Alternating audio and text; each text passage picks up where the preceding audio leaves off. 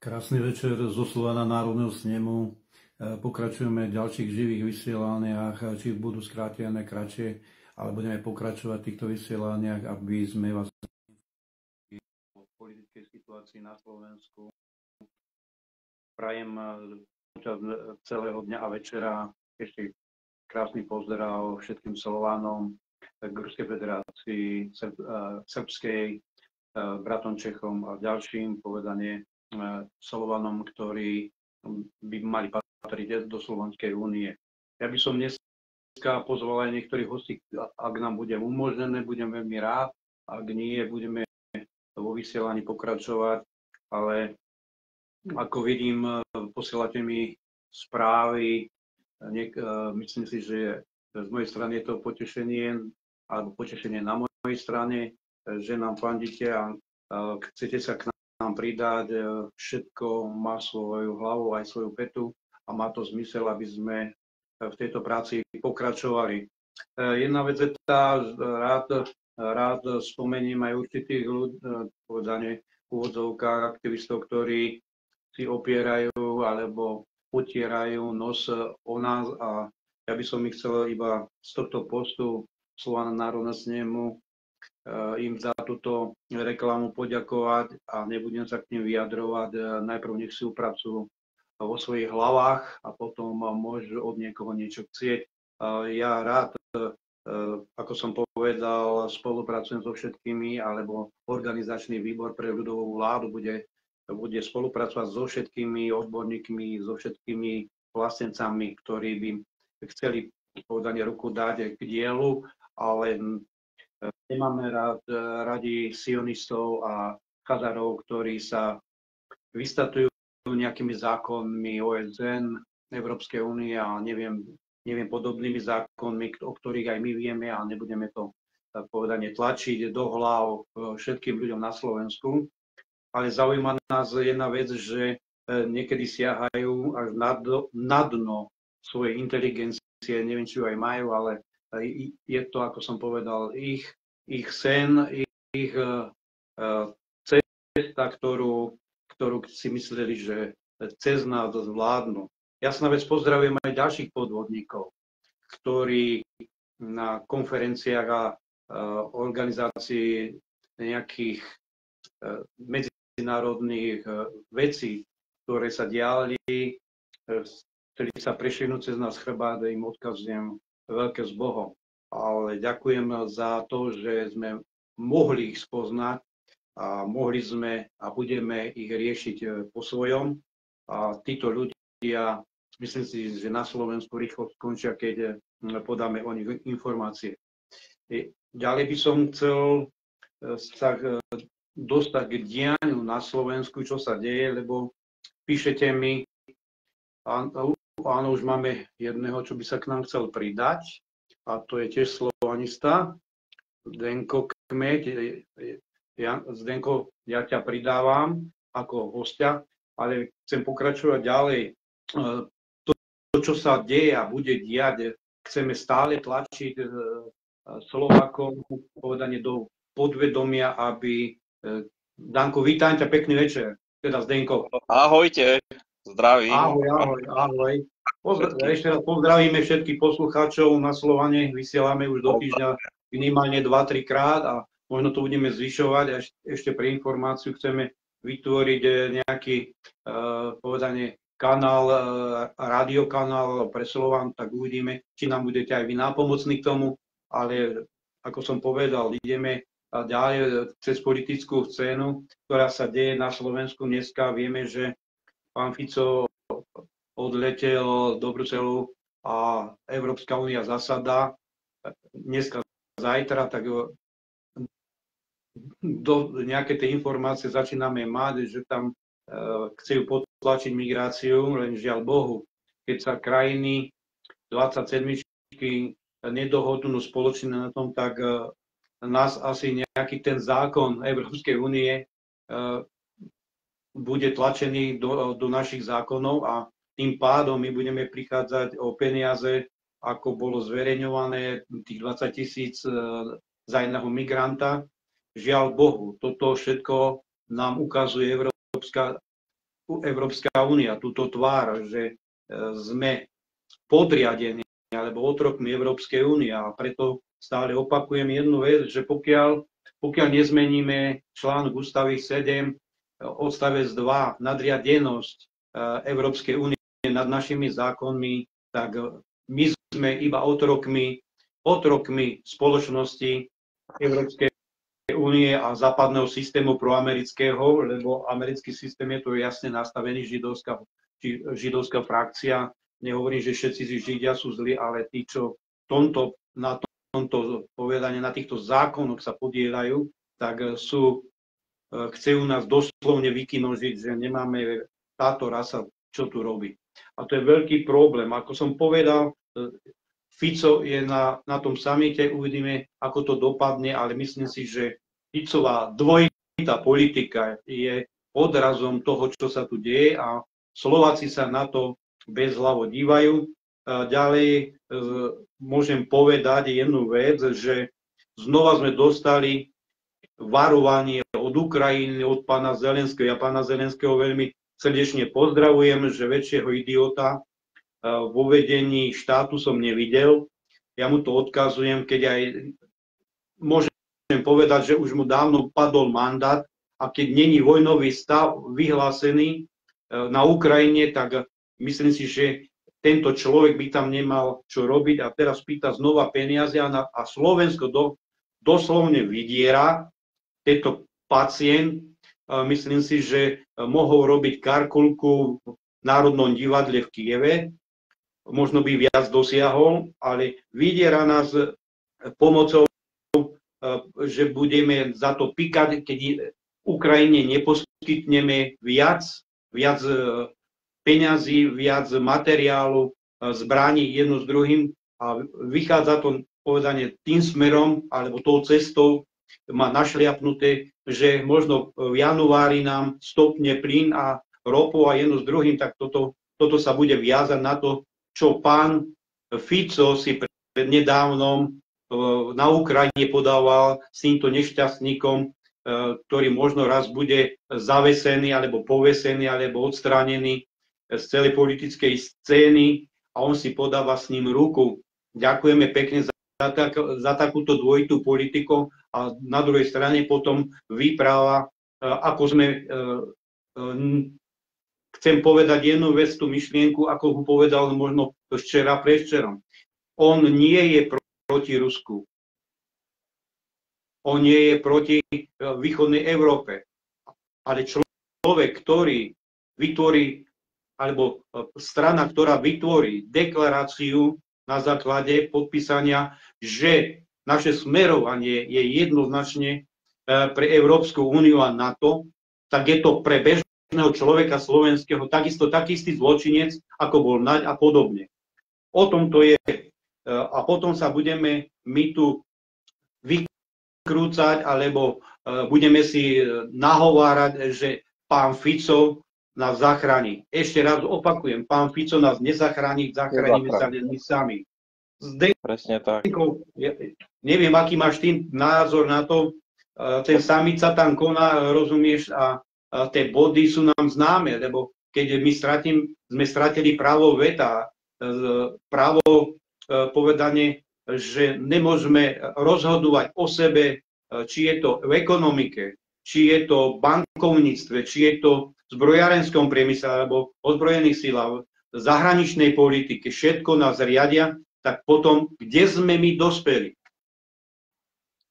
No, je to také, hej, že vidíme, čo robí Fico, hej, že proste úplne farizejský, jedno rozpráva a druhé úplne iné robí, hej.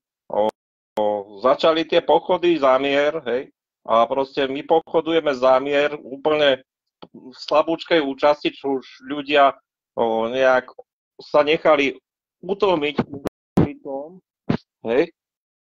A vlastne tieto pochody majú úplne slabúčkú účasť, čo mi je ľúto veľmi.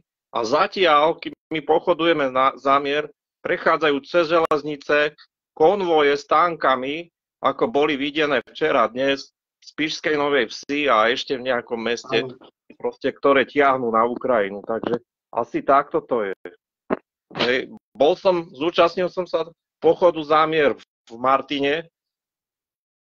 Tam bola zatiaľ z tých pochodov asi najlepšia účasť, i keď slabá. Hej, možno,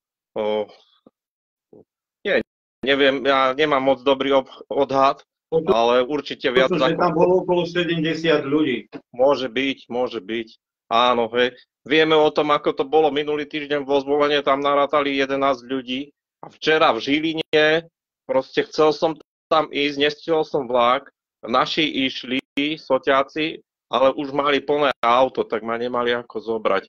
Ale nakoniec to bolo len o nich a o Daniele Ústupskej, hej, vlastne, a zo pár ľudí, čo tam bolo, tiež veľmi málo, hej, že proste na Žilinu je to proste hanba, že tí ľudia proste neprišli, ale ono je to podľa mňa nemoc dobre aj organizačne vymyslené, lebo 3 dní po sebe, hej, že sú to 3 mesta vedľa seba, Martin, Žilina a dneska Ružomberok, ten neviem ako, hej, neviem ako to tam, ale tiež rátam s tým, že slabá účasť, ale ďalšia vec je tá, že tí ľudia sú z tých protestov už aj dosť unavení. To sa im musí dať ako... Musí sa to dať za pravdu, hej. A akože...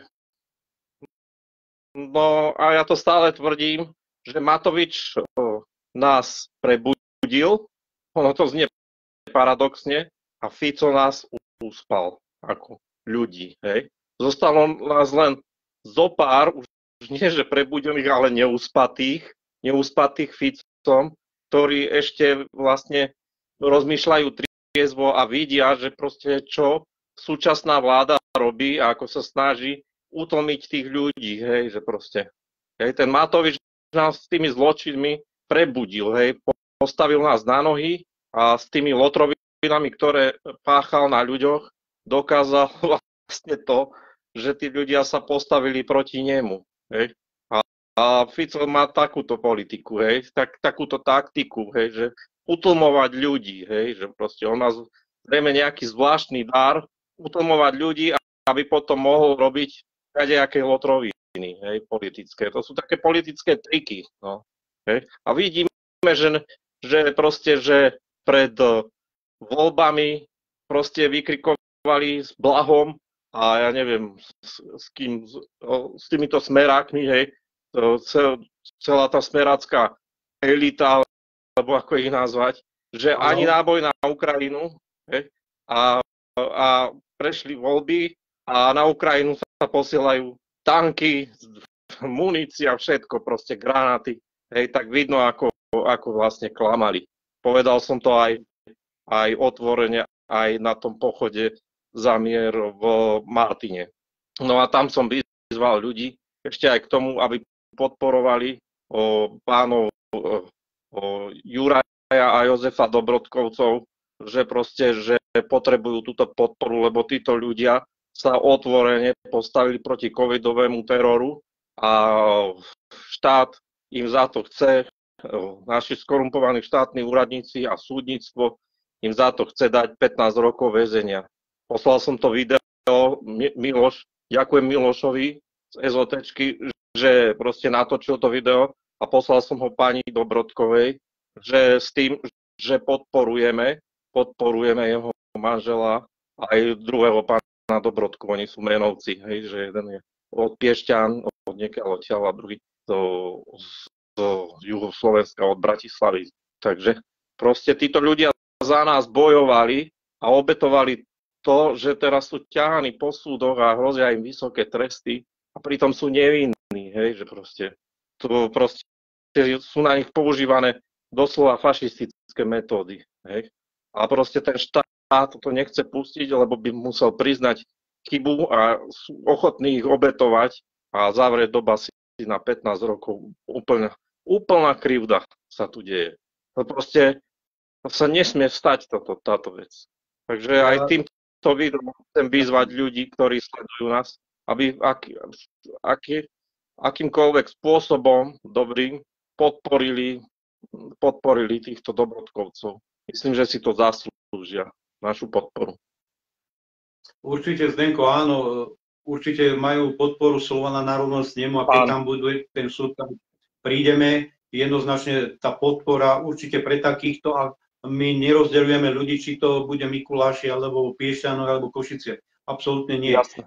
Aj z organizačného výboru pre ľudovú vládu sme tam zahrnutí ako ľudia a myslím si, že my musíme sa dostať z tohto marazmu a to je základ, aby sme už boli právnym štátom, ale ten právny štát je na základe ľudovej vlády a nech mi nikto, ako som povedal, nehovorí, že či sa to dá alebo nedá. Ideme tým smerovaním a poviem otvorene, ako som povedal aj minule, je v tom už zahrnutých 25 štátov Európy, aby ľudová vláda vznikla v týchto, aby na národnej úrovni sme mohli jednať a jednať s tými, ktorí si to zaslúžia, či sú to Srbi, alebo sú to Maďari, Poliaci, kdekoľvek, Rakúšania, sú to ľudia tak ako my a tej ľudovej vlády vznikajú. Preto vyzývam všetkých, a ja sa opakujem, vyzývam všetkých, aby sa ten národ prebudil, preto tam to není myšlienka, ktorú som dával, alebo dávame, rozumieš, že iba pre jednotlivcov, ale je to myšlienka pre celý národ, lebo my sa potrebujeme povedať z tohto politického systému vyslobodiť. A základom, keď sa vyslobodíme z tohto politického systému, tak môžeme konať, môžu tie zákony ísť konečne v prospech ľudí za dobu 2000 rokov, kde nás tu klamali. A opakujem, nech pochopia všetci, znova, nech pochopia všetci, aby sme sa mohli spojiť ako normálni ľudia so zdravým rozumom. A to je základ.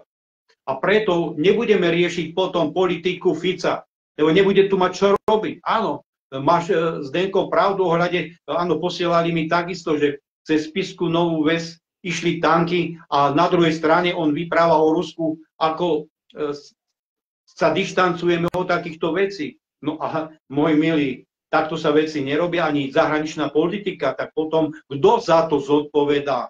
A teraz poviem otvorene, ako som povedal predtým, my vytvárame dneska pani Saková, ministerka, pani Saková povedala, že na Hornej Nitre, kde býva, idú vytvoriť 280 pracovných miest.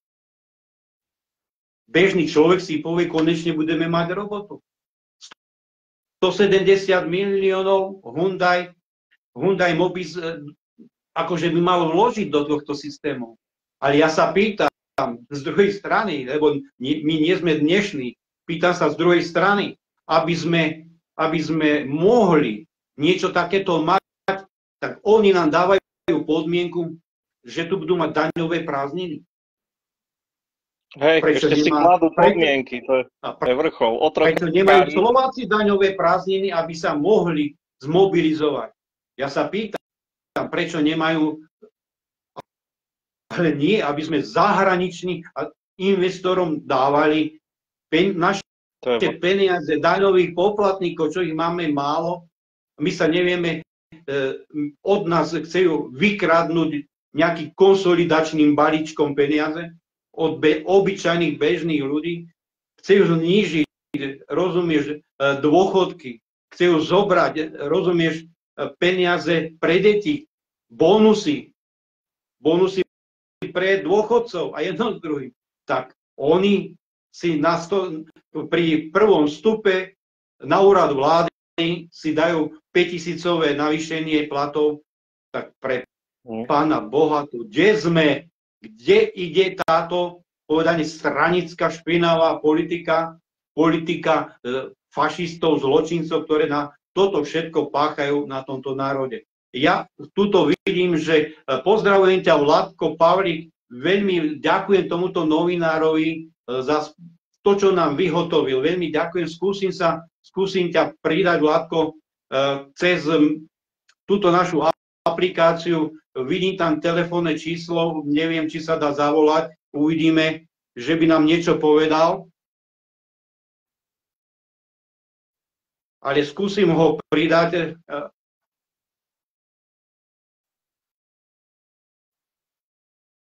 lebo niektorých ľudí nám bránia a to je veľký problém.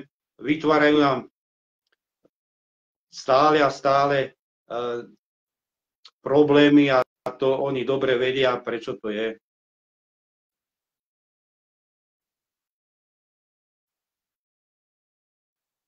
Skúsime sa dostať do vysielania pána Pavlíka.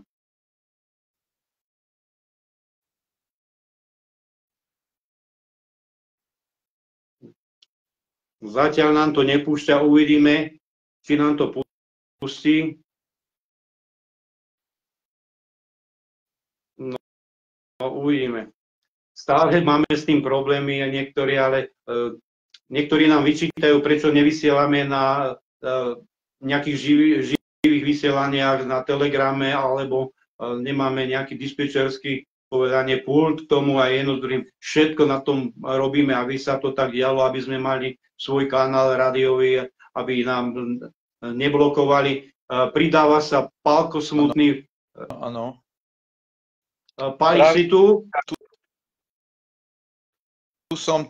Pekne ťa vítam v dnešnom vysielaní v živom na Slovane a verím tomu, že to, čo som dal, tak to platí tam. Rozumieš, že teba pridalo, ale chcel som ešte aj Vladka Pavlíka pridať.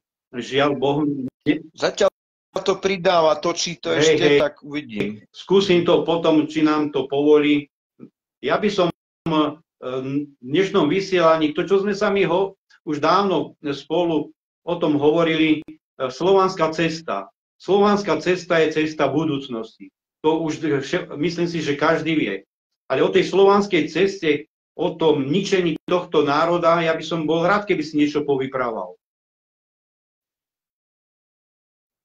Dobre, neviem, či ma už počuť, či ešte to nefunguje. Poslucháči určite budú dobre počuť. Len ma ešte nevidieť. Dobre, ťa vidíme. Dobre. Áno. Tak už ma aj vidieť. No fajn. No, slovanská cesta.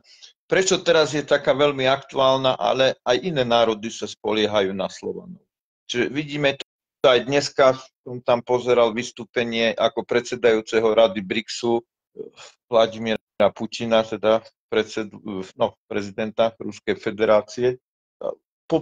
Pridávali sa ďalšie krajiny, ich tam privítal tam Saúdskú Arábiu, Spojené arabské emiráty, Egypt, Irán, čiže okrem tých Brazília, Rusko, India, Čína, mnohých menších, čiže ďalšie krajiny sa pridávajú. Čiže sila tohto zoskupenia rastie, pretože je založené na takých princípoch ako vzájomná pomoc a rovnoprávnosť. Čiže nie sú to princípy západu, že zodier ako môžeš toho druhého, oškup ho a skrátka niekto tam rozhoduje, panuje a ostatní sa musia podriadiť. Takže celá tá Afrika, Ázia, Južná Amerika a iné tie krajiny, ktoré tzv. Za rozvojové pokladali dlhú dobu, tento tzv. Vyspelý západ, hej, tí bývalí otrokári, kolonialisti, hej, tak vlastne tento svet prišiel na to, že ten západ tým nechce dobre.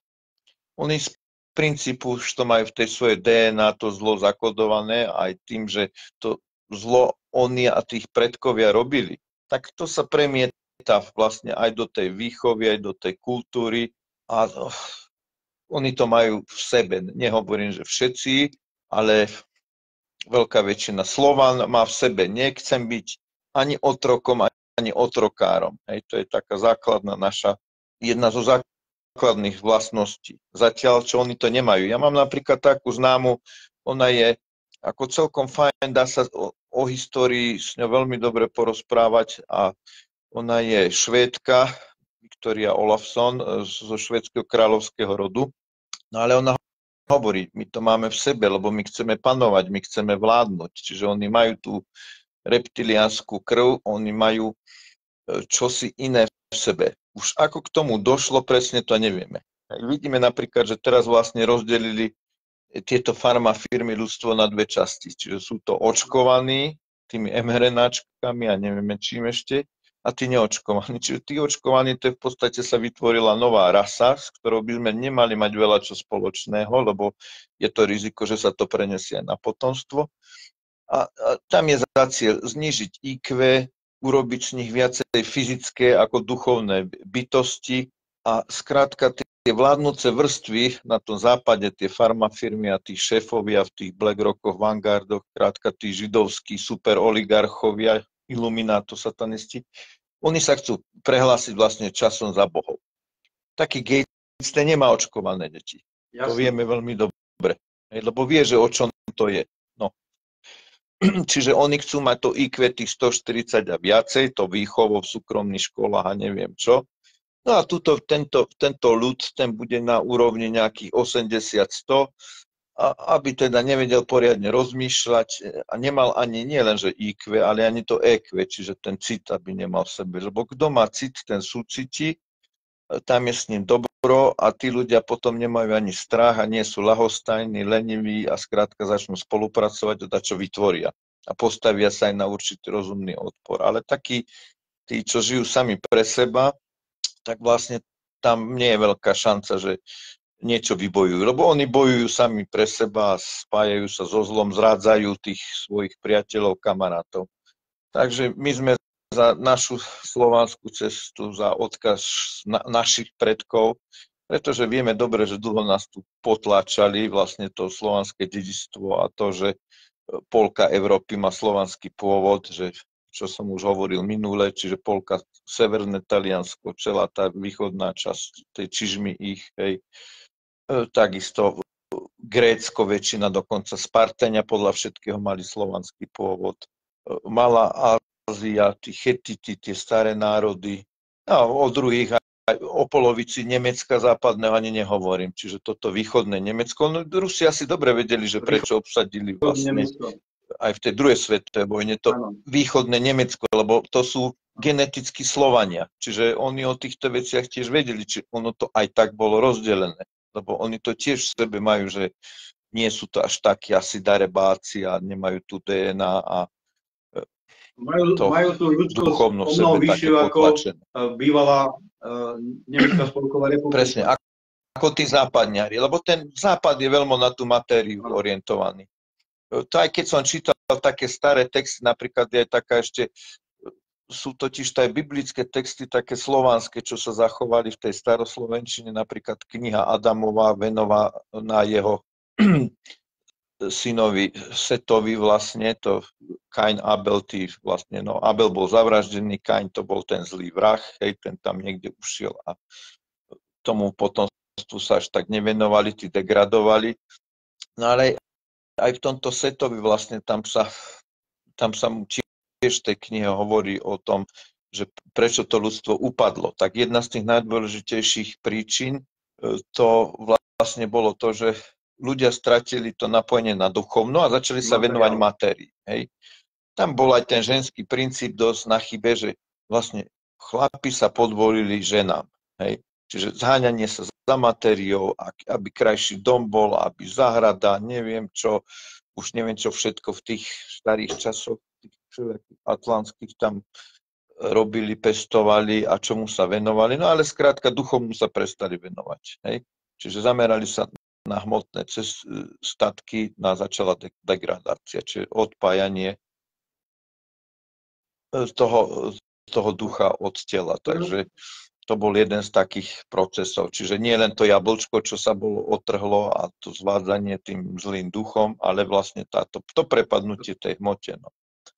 U Slovanov toto až také nebolo, lebo vieme, že tá pohostinnosť a keď prišiel niekto, tak sa s ním podelili aj o posledný kúsok u bežných chleba. Ľudí stále platí, rozumieš? Máme aj posledný. Áno, u bežných ľudí to platí, zatiaľ čo tam vlastne to až tak nevidieť. No. Čiže oni boli zvyknutí porobiť a potom vládnuť, rozkazovať a mať z toho veľký zisk a žiť takým spôsobom, no takým tým viac hmotným. Áno, tá cesta je pre Slovan národný snem a ľudovú vládu vytýčená. Inej cesty, ako som povedal, neexistuje. Ale ja by som chcel vyzvať touto cestou, aby aj bežní ľudia pochopili, že aby vedeli, odkiaľ pochádzajú. To je základ, aby vedeli, odkiaľ pochádzajú, že rodovo sme na nejakej úrovni. Máme cit, máme srdce, máme všetko možné, mysel, zdravý rozum. Ale myslím si, že stáva sa to len u niektorých v poslednom období. Druhá vec, že sme, ako si povedal, zostali ľahostajní politickému dianiu. Je to naša vina. Opakujem, to je naša vina, lebo my sme to dovolili. My sme dovolili to, čo oni si dokázali presadiť. Ale dosadili to a presadili to len, že my sme ľahostajní. A to je ten problém. Preto chcem vyzvať tento národ, aby konečne bol aktívny k domácej politike, lebo je to politika je to preňho. Aj keď nemajú povedané pojem slovo politika veľmi radi, ale my nemáme radi stranickú politiku. A pokiaľ bude možné s tou stranickou politikou, určite skončíme bez pochyb, lebo tu treba zmeniť politický systém. Nebudeme milióny tlačiť do politických strán.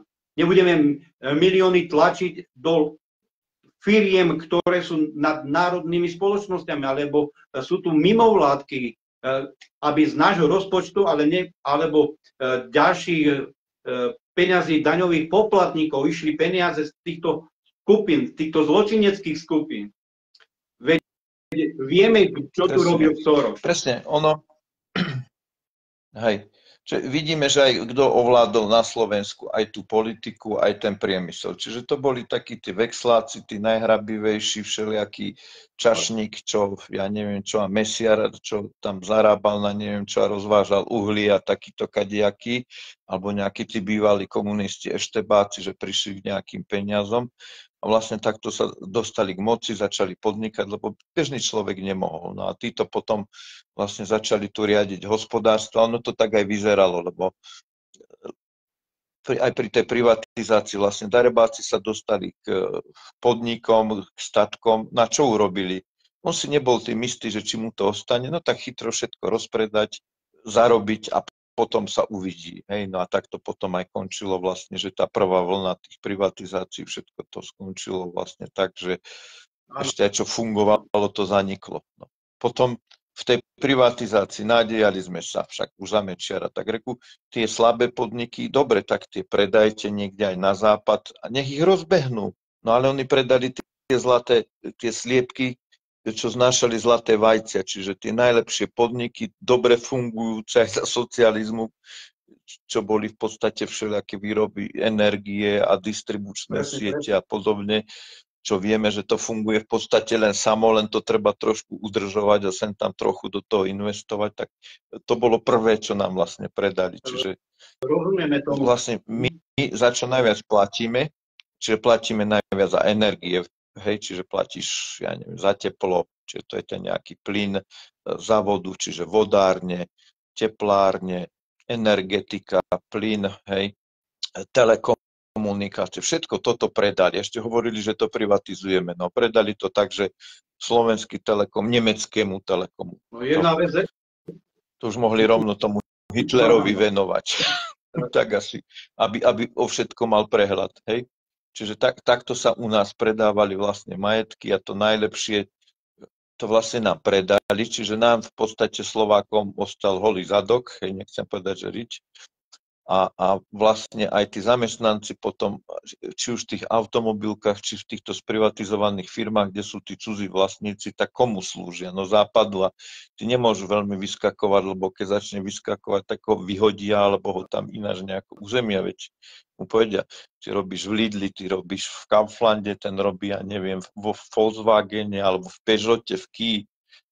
Tí ľudia nemôžu vyskakovať, hej, lebo im hneď povedia, pozri sa, toto vlastník je ten a čo ty chceš, on má iný názor. Čiže takto sme v podstate dopadli, tieto veci treba nejako zvrátiť, aby sa tieto najväčšie firmy dostali do rúk Slováku, lebo aj to je nástroj moci toho cudzieho kapitálu. Oni to dopredu mali scenár, ako to urobiť. No. Zaplatili si tu, rozumieš, ľudí. Tých zločincov si zaplatili, aby dehonestovali náš kapitál. Lebo my sme, vtedy, keď som ja som mal takú informáciu, že po rozdelení Česká a Slovenska, že na jednu osobu prichádzalo okolo 87 000. korún, rozumieš, tak to bolo nejaký kapitál vytvorený. Teraz sme sa dostali do určitého marazmu, obrovského marazmu, kde nám vlády po 89. roku zničili okrem rodín tejto republiky, podniky, všetko možné, všetko popredali, ale to bol scenár, na ktorý upozorňujeme.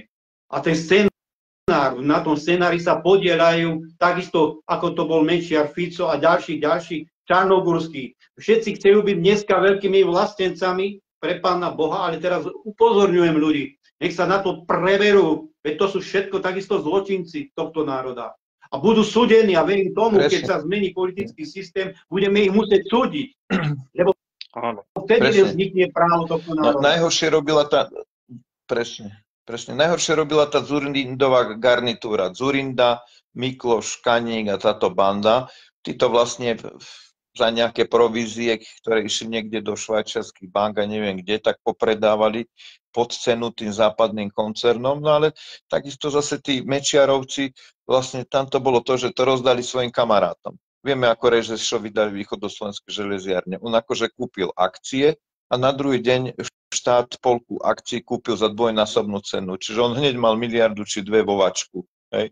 No a takéto akože osery na občanov urobili, čiže oni to nerobili nič férovo, spravodlivo, ako bolo treba. No a potom sa dostali takí kajakí Pórovia a takíto, alebo tí starí agenti, ako ja neviem, Lexa a generál Lorenz a neviem, kto všetko tam vládol, tí kajakí eštebáci a tí penťáci, hej, tento oný Haščák, ktorý tiež má tam, ja neviem, koho predkov tam v EŠTB, tak takíto sa dostali vlastne k majetkom. No a takto potom vyzerá to podnikanie. Čiže oni to buď potopili niektoré veci, alebo im to ide, ale ide to len pre nich. Čiže to sú nie také veci, čo mohli skutočne Slovensku pomôcť. No, napríklad Bystrica bola centrom elektrotechniky, tam bolo závody výpočtovej techniky. Tam sa vyrábali počítače. V Bystrici. Sme mali ja som bol výskumný. No, hej, ja som bol výskumný ústav napríklad spotrebnej elektroniky, VARES. My sme vyvíjali meracie prístroje, televíznu techniku, satelitnú techniku, hej. A ďalšie takéto akože boli firmy. No nič, oni to potopiť, prístroje nám rozpredali a nakoniec sa im podarilo veľa vecí zlikvidovať. Tam niečo ešte na tej Orave, aspoň tá výroba televízorov ostalo, v Tesla Bratislave to takisto krachlo. A takto oni postupne potápali. A že budeme kupovať licencie a podobné veci, no ale licencia to, kto predá to najlepšie. Hej? A napríklad v elektronike, keď niekto nemá to najnovšie, najlepšie, nevyvíja to nové, tak darmo začne potom vyrábať niečo, čo sa už na západe alebo neviem kde 2-3 roky už nevyrába, hej? Čiže čo bude vyrábať, ležiaky alebo na sklad. Celé to bolo také chybné, no. A tieto veci treba teraz nejako naprávať, no treba nad tým rozmýšľať. Pravím, ak oni nebudú investovať do vývoja, do výskumu, aj okrem toho, že potrebujeme to základné poľnohospodárstvo, tie potraviny, aby boli kvalitné, tak potrebujeme aj určité také ťahače vlastné firmy. No.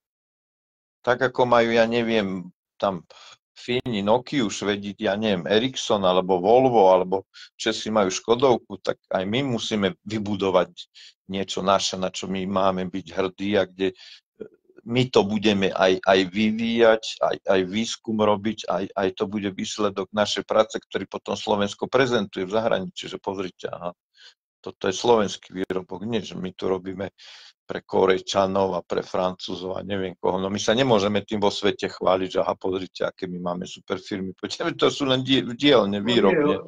Čo z toho je? Pálko, oni spravili z nás otrokov, rozumieš, že oni spravili dielne, my to tu vyrábame a Fico, veľký odborník na ekonomiku v úvodzovkách, rozumieš, že nastolil povedanie takú cestu, že on doslovne doprial zahraničným investorom, aby nás ožobračovali a zisky si brali so sebou.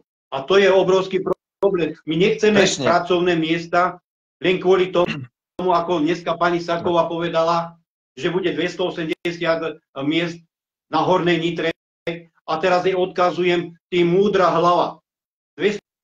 280 pracovných miest ste teraz dali na Hornú Nitru, kde bude Hyundai, Mobis, firma, daňové prázdniny. A druhá vec je tá, oni zničili na Hornej Nitre chemický priemysel, baníctvo, elektrárne a oni zničili niekoľko tisíc, desiatok tisíc miest na Hornej Nitre a oni teraz sa chvália, že dali 280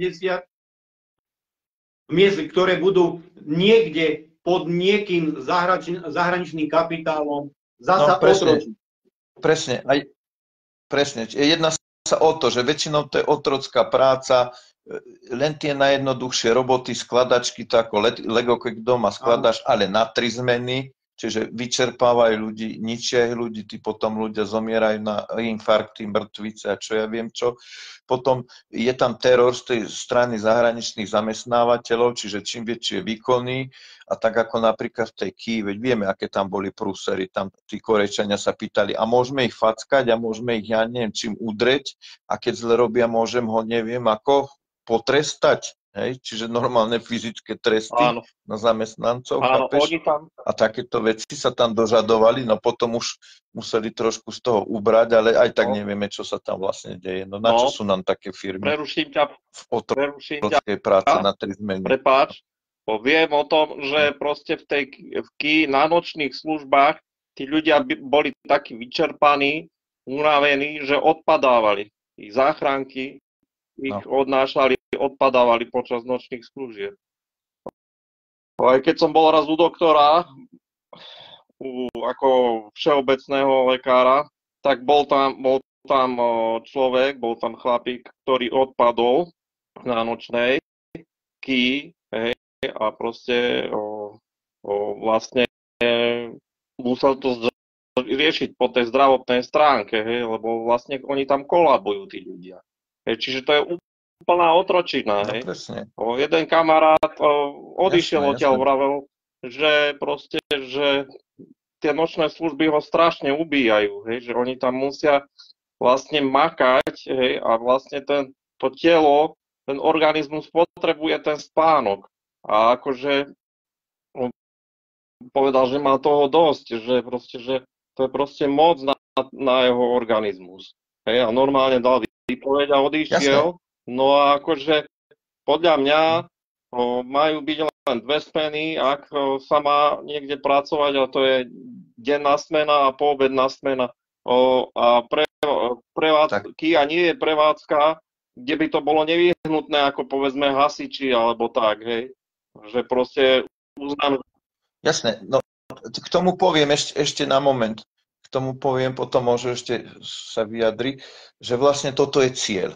Oni nás chcú vyžmýkať. Oni si to nemôžu dovoliť v Nemecku, vo Francúzsku, že fabrika na 3 smeny. Tam to tak nefunguje. Tam je normálne na 2 smeny a menej pracovných hodín a 3-násobný plat a benefity a výhody, dovolenky. Ale toto vlastne tým, že to je všetko dojednané s našou vládou, s našimi vládami, s tými papalášmi zasratými, tak oni tieto podmienky takéto vytvorili na to, aby tam bol maximálny zisk a nehľadí sa na ľudí. Čiže o toto sa jedná. Čiže my im nemôžeme dovoliť takéto fabriky tu stavať, ktoré sú určené len na vykorisťovanie nášho človeka, našich ľudí obyčajných. To je k ničomu. No, čiže tam my musíme povedať stop, toto nechceme, hotovo, toto si zoberte tam do Korei, do Japonska, do Číny, neviem kde, do prdeli. A my tu chceme naše fabriky a našich ľudí normálnych, aby rozhodovali o tom, čo sa tu bude vyrábať a ako a koľko a za akých podmienok. A keď nie, tak radšej nič tu nerobte a choďte tam niekde. My už zasa chodíme na Pánske. Hej. Slovák už zasa chodí na Pánske dreť. Proste práca má človeka naplňať, šľachtiť a nemá to byť drina, ale práca, ktorá človeka nejak proste obohacuje po tej duchovnej stránke aj po tej hmotnej stránke. Ale toto je len to, čo tu je teraz, je len hnusná drina a otročina, hej, ktorá tí ľudia chátrajú proste, lebo sú unavení, sú proste z tej driny aj psychicky, po nich tam zjapujú nejakí otrokári, hej, aby robili ešte viacej, hej, lebo hrozia im výpovediami a kadejakými trestami a sme vlastne ako keby na pánskom a dokonca cudzím pánom, na cudzích pánov musíme makať dreť. Ja mám tú istú skúsenosť, čo máte aj vy. Ja som to riešil zo svojej strany takýmto spôsobom.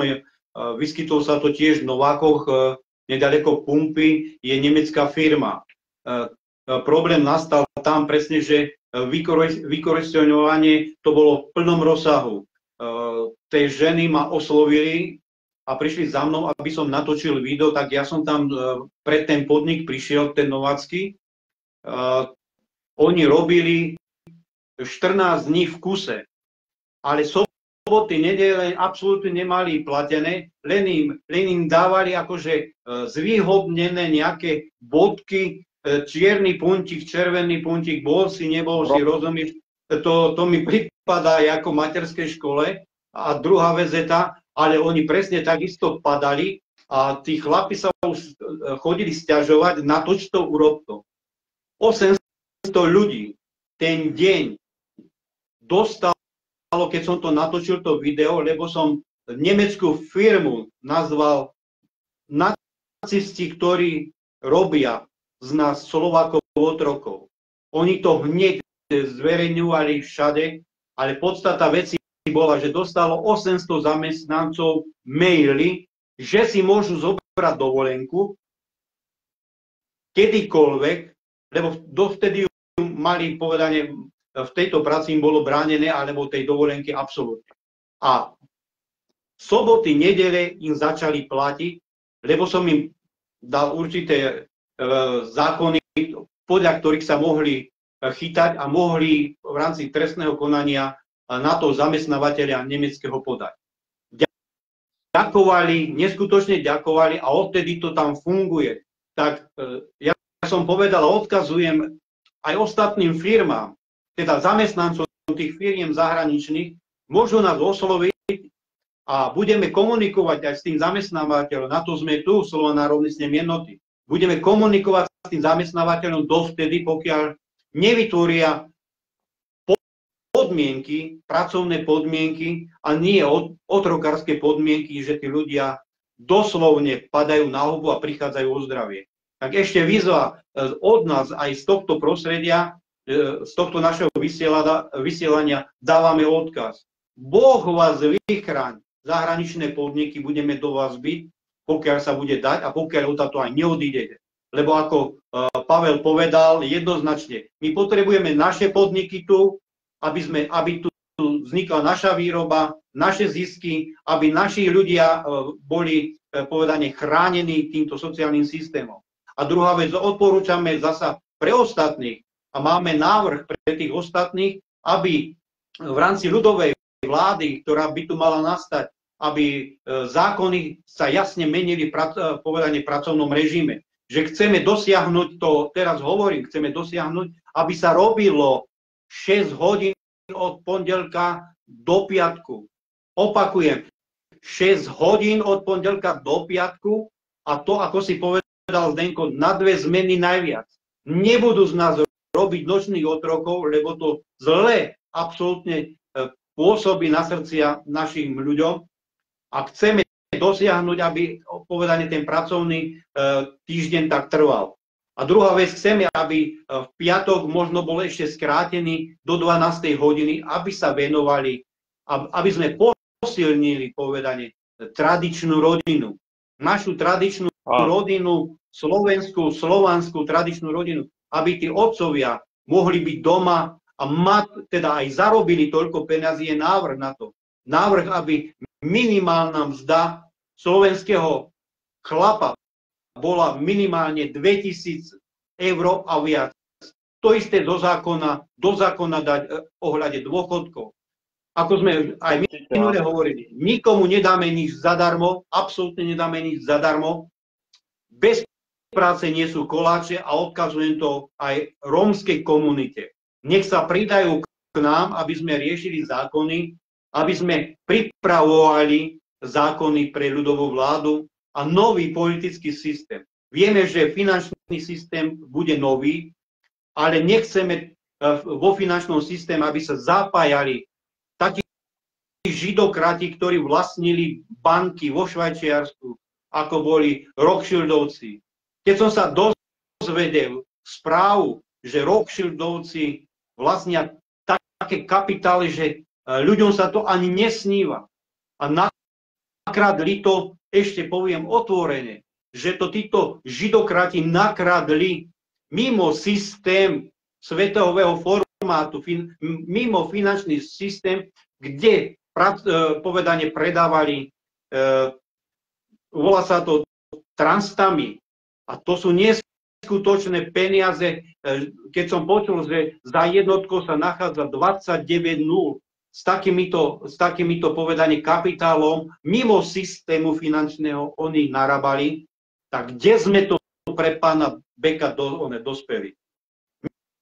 Dneska sa chválil minister, som počul, minister zdravotníctva, už neviem ani jeho meno, alebo mi to ani neprichodí ho spomínať. Možno je Šaško aj Šašov. Lebo keď hovorí, že dneska sme pridali lekárom 6,4%, ja sa pýtam, len lekári existujú. Kde je tá spravodlivosť pre tých ostatných? Ostatní môžu robiť za 500 eur? Za 700 eur?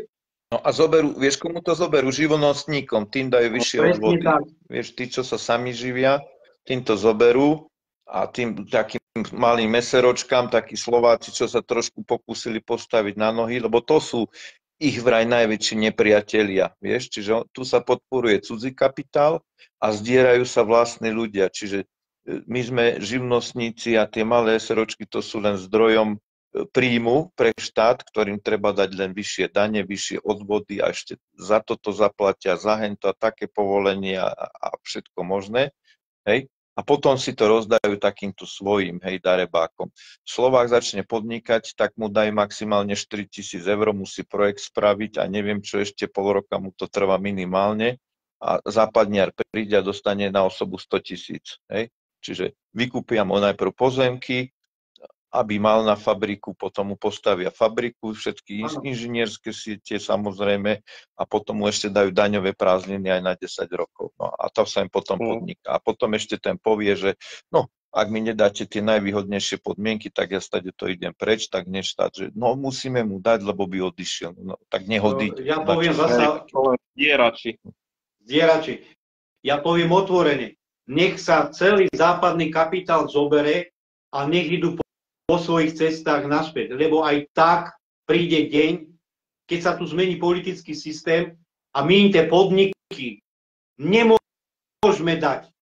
Všetko zostane na Slovensku a budú sa o táto pratať a to im odkazujem. A o táto sa bude pratať aj americká ambasáda a to tiež odkazujem. Týmto podvodníkom, lebo oni riadia týchto idiotov stranických, ktorí sú vo vláde, ktorí sú mimo vládkach a ďalej. Oni to riadia. A keď nebude, ja som povedal jednu vec, aj keď budú na mňa v rámci kriminálky a jedno druhým poukazovať. Ale druhá vec je tá, pokiaľ ja si pamätám od 89. roku určité veci detailne, ale pokiaľ na území krajiny nie je americká ambasáda, tak nie je tam zločin. Nie je tam vojna, nie je tam zločin. Preto treba buď vyhnať týchto darebákov, ktorí tu pôsobia, lebo oni tu zakladajú tie mimovládky, ako pán Fico povedal, že mimovládky bude otato hnať prvým krokom. Nestalo sa, tak ako to povedal s verejnou televíziou. Nestalo sa. Nič nestalo sa, lebo stále je ten, ako som povedal na začiatku, ústavný zákon, 7. odstavec 2, nadriadenosť Európskej únie nad našimi zákonmi. A preto hovorím, pokiaľ sa tu nezmení politický systém, sa tu nezmení nič. A môžu mudrovať v ohľade aktivisti, neviem akého mena, už my je z nich s prepáčením niekedy nakrcanie, ale ja to doslovne o nich hovorím. Lebo niekomu podáš ruku a spraví z teba idiota. Na Slovensku to tak funguje. Presne. Presne. No ako je to s tými Američanmi? Napríklad tie Slušovice, čo bolo také výstavné družstvo, ktorí všetko možné robili od strojov cez počítače, poľnohospodárstvo a neviem, potravinárska výroba, no všetko možné. A im to všetko veľmi dobre išlo, to mali dobre zorganizované. No. Tak začali chodiť na exkurzie aj z druhých štátov, prišli Rusi potešení, povedali, no vy tu už máte komunizmus v týchto Slušoviciach, hej. No potom prišli Američania a začali sa tam točiť ľudia a potom sa zistilo, že čo chcú.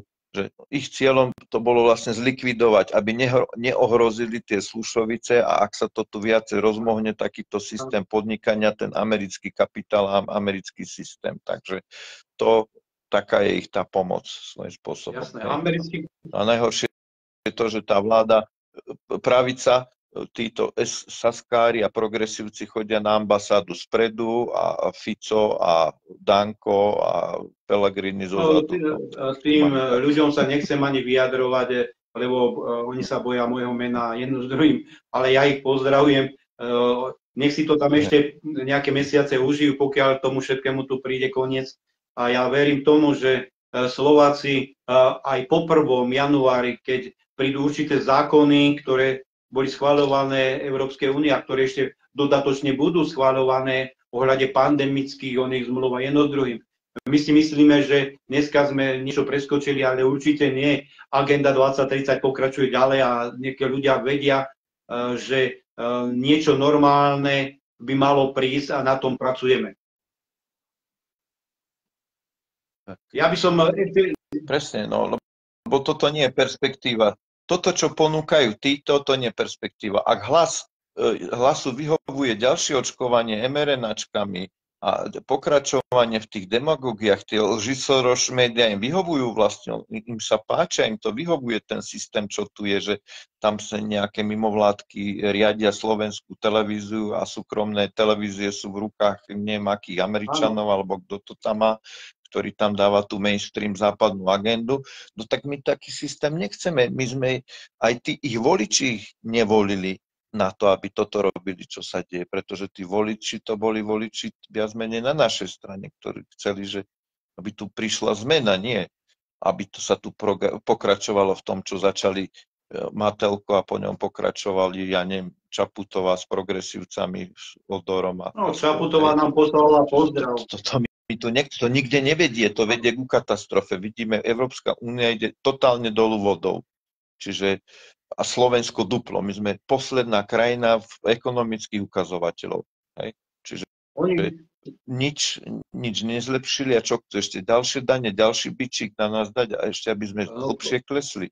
Prečo nehľadajú u tých farmafiriem kapitál, ktorý nám zničili zdravie? O tom sa nikto nechce tam ani zmieňovať, hej? Že od nich treba to odškodné a oni nám to tu posrali duplom, lebo my sme boli taká prvá obeť ešte aj na tých testoch, hej.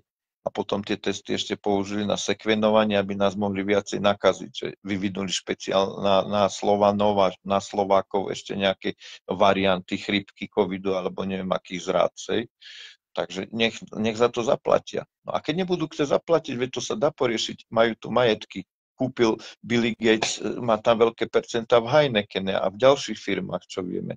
No tak sa príde zo štátne hotovo. Áno, presne tak. Zo štátne všetky podniky, ktoré zahraničný kapitál tu dopratal, alebo oni už dávno to majú zaplatené. Veľmi dávno to majú zaplatené, nič nedostanú. Absolútne nič nedostanú a jednoznačne, kto im to povolil, mal by byť trestnoprávne zodpovedný za toto. A preto upozorňujeme aj ďalších ľudí, aby sa nebránili vstúpiť aj do organizačného výboru pre ľudovú vládu, lebo chceme nastoliť nejaký poriadok, normálny poriadok zdravého rozumu. A v prvom rade chceme zabezpečiť potravinovú sebestačnosť. A to je základom pre túto spoločnosť.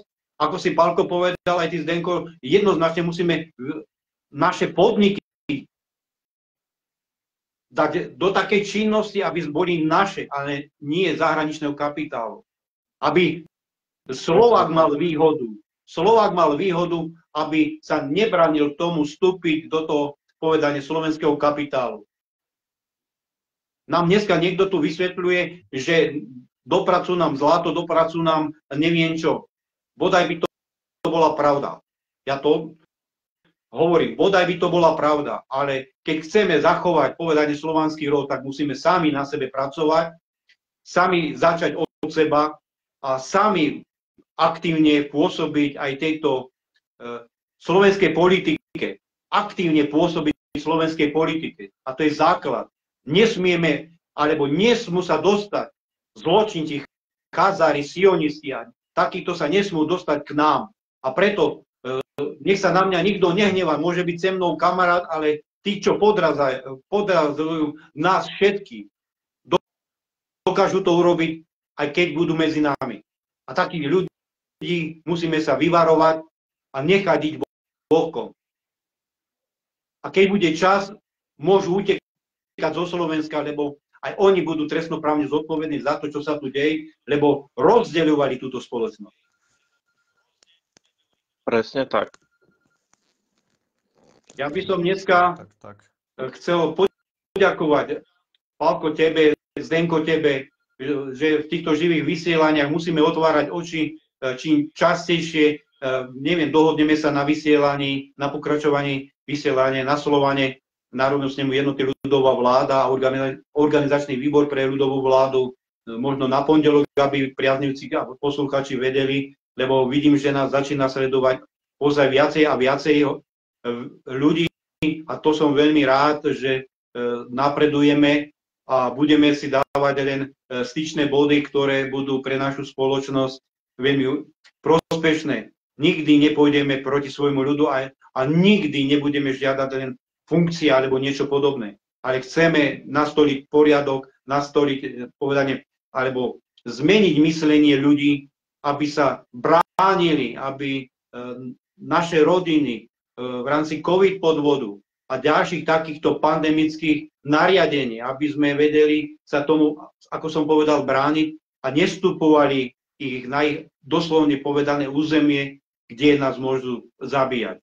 Preto chcem sa poďakovať všetkým, že dávate takéto informácie, ako ty, Zdenko, ako Pálko a ďalších, ktorých prizveme, ďalších hostí, ktorí sa nám tam hlásili. Ja pozdravujem novinára Vladka Pavlíka, ktorý nám vypracoval takisto niečo pre organizačný výbor a ja mu ďakujem. Určite nastolím s ním nejaké to vysielanie osobné, lebo je to človek, ktorý má veľký rozhľad, absolútne veľký rozhľad v rámci Českej a Slovenskej republiky, lebo novinárčinu robil aj pred 89.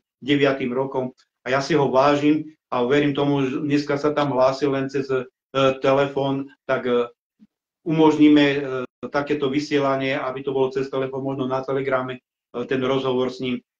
A ďalším kandidátom, to bol kandidát na prezidenta a ďalší kandidát na prezidenta Milan Náhlik. Chcem dopredu upozorniť, že by sme radi ho privítali aj u nás v tomto vysielaní. Ešte raz vám prajeme zo Slovana Národného snemu pre ľudovú vládu pekný večer. Pekný večer všetkým. Pekný večer ešte.